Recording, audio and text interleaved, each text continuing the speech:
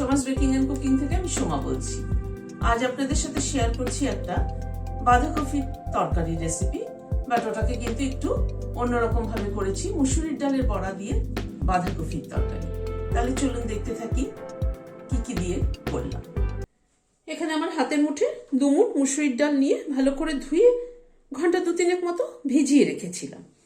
একটু বেশিক্ষণ ভেজানো থাকলে হয় কি, মানে গ্রাইন্ডিং জারে দিয়ে মিক্স করতে সুবিধা হয়, খুব একটা বেশি জল দিতে হয় না, কম জলে ভালো পেস্ট হয়।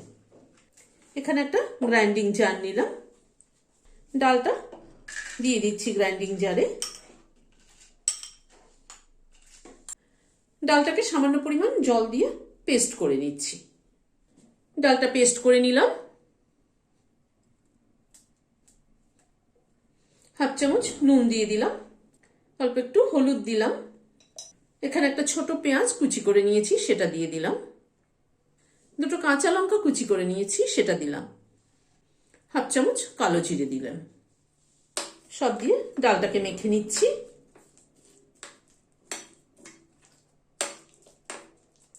ডালটাকে ভালো মতো মিক্স করে নিলাম। একটা কড়াইতে জল ফুটছে, বাঁধাকপিটা দিয়ে দিচ্ছি।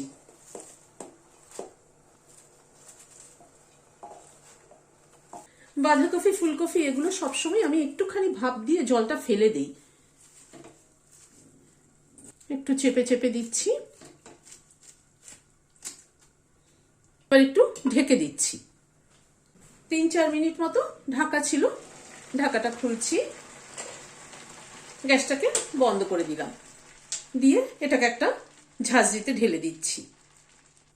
গ্যাসে আবার কড়াই বসালাম, সরষের তেল দিচ্ছি। তেলটা গরম হয়ে গিয়েছে, একটু কড়াই চারধারে লাগিয়ে নিলাম তেলটা। এই ডালের ব্যাটারটা থেকে অল্প অল্প করে দিয়ে একটা বড়ার মতো বানিয়ে নিচ্ছি।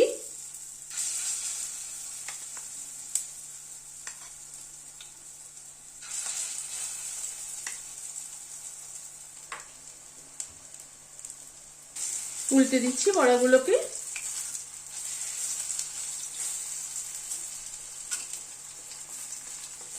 বড়া ভাজার সময় কিন্তু সবসময় গ্যাসের ফ্লেমটাকে মিডিয়ামে রেখে বড়াগুলোকে ভাজতে হয়, তাহলে হয় কি বড়ার ভেতরটা অবধি ভালো মতো ভাজা হয়।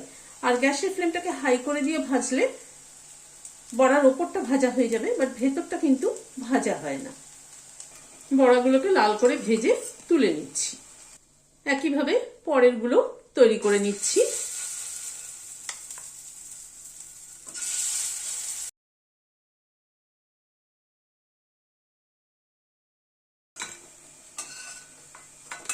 এই বড়াগুলোকেও ভেজে তুলে নিলাম। বড়া ভেজে তুলে নেওয়ার পর যেটুকু তেল আছে সেখানে আরেকটু তেল অ্যাড করছি। এখানে 2টো আলু, ছোট ছোট 2টো আলুকে কেটে একটু বয়েল করে নিয়েছি।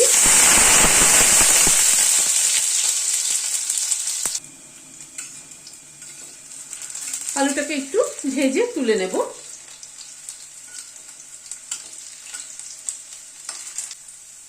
সামান্য পরিমাণ একটু নুন দিয়ে দিলাম।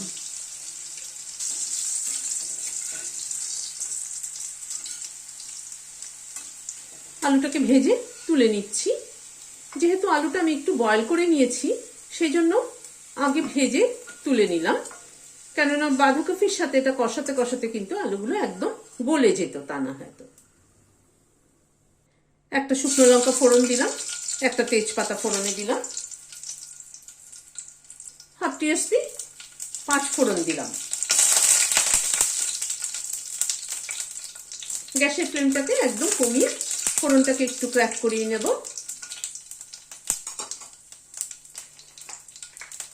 সামান্য পরিমাণে একটু হিং দিলাম, 1/4 টিস্পুন মতো। ফোড়নটার থেকে একটা সুগন্ধ বেরোনোর পরে এখানে একটা পেঁয়াজ কুচি করে নিয়েছি, সেটা দিয়ে দিলাম।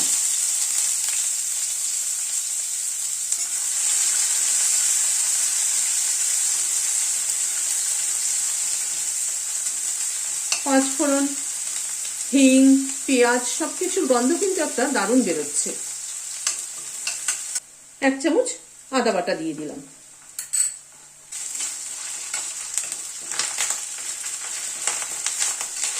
আদা বাটাটা দিয়ে আবার একটু নাড়াচাড়া করে নিচ্ছি। দুটো কাঁচা লঙ্কাকে মাঝখান থেকে অর্ধেক করে দিয়ে দিলাম।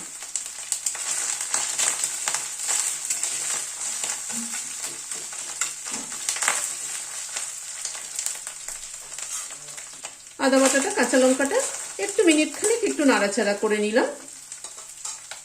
ধনের গুঁড়ো দিচ্ছি, রোস্টেড ধনের গুঁড়ো 1 চামচ, জিরের গুঁড়ো 1/2 চামচ, হলুদ 1/2 চামচেরও একটু কম হলুদ দিলাম। গুঁড়ো মশলাগুলো দিয়ে জাস্ট একটুখানি নাড়াচাড়া করে নেব।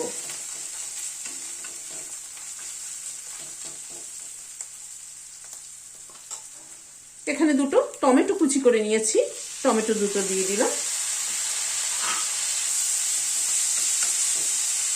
টমেটোর সাথে পুরো মশলাটাকে একবার একটু কষিয়ে নেব। 1/2 চামচ নুন দিয়ে দিলাম, টমেটোটাও তাড়াতাড়ি নরম হয়ে যাবে।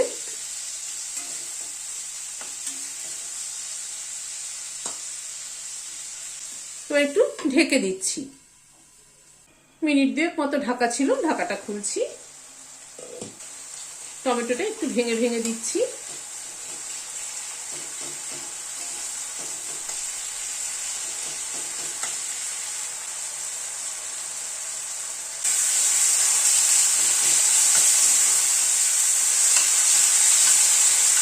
মশলাটাকে আরো মিনিট 2 সময় ধরে কষিয়ে নিলাম। এবার বাঁধাকপিটা দিয়ে দিচ্ছি।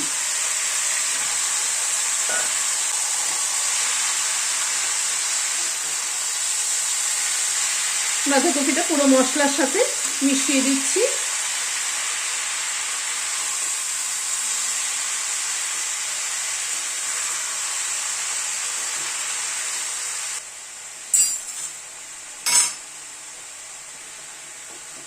বাঁধাকপিটা পুরো মশলার সাথে মিশিয়ে দেওয়ার পরে ঢেকে দিচ্ছি।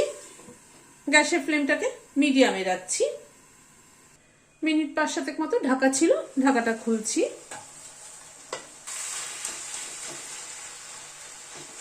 বাঁধাকপি কিন্তু যত নরম হয়ে যাবে, মানে যত মজে যাবে, তত কিন্তু খেতে টেস্ট। এবং বাঁধাকপিটা কষাতে হয় খুব ভালো মতো, তাহলে কিন্তু খেতে ভালো লাগে। আর তা না হয়তো একটু জল জল মতো থাকলে পরে ভালো লাগে না কিন্তু বাঁধাকপি।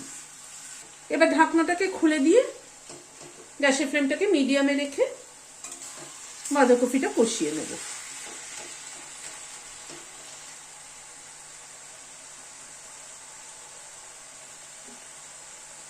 প্রায় 7-8 মিনিট সময় ধরে বাঁধাকপিটাকে কষিয়ে নিলাম। দেখুন কতটুকু হয়ে গেছে বাঁধাকপিটা, কতটা বাঁধাকপি ছিল কতটুকু হয়ে গেছে।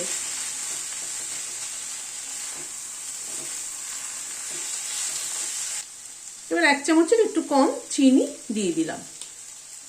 ভাজা আলুগুলো দিয়ে দিলাম, বড়াগুলো দিয়ে দিলাম।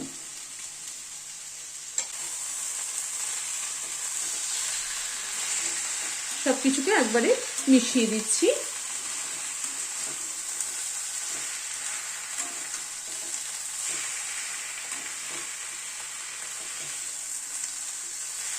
আবার একটু ঢেকে দিচ্ছি যাতে বড়াগুলো একটু সফট হয়ে যায়।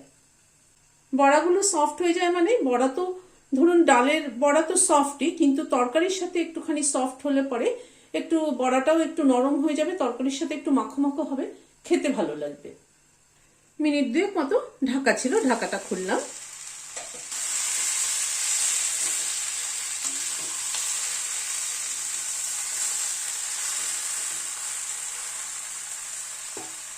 হাফ চামচ ঘি দিয়ে দিলাম।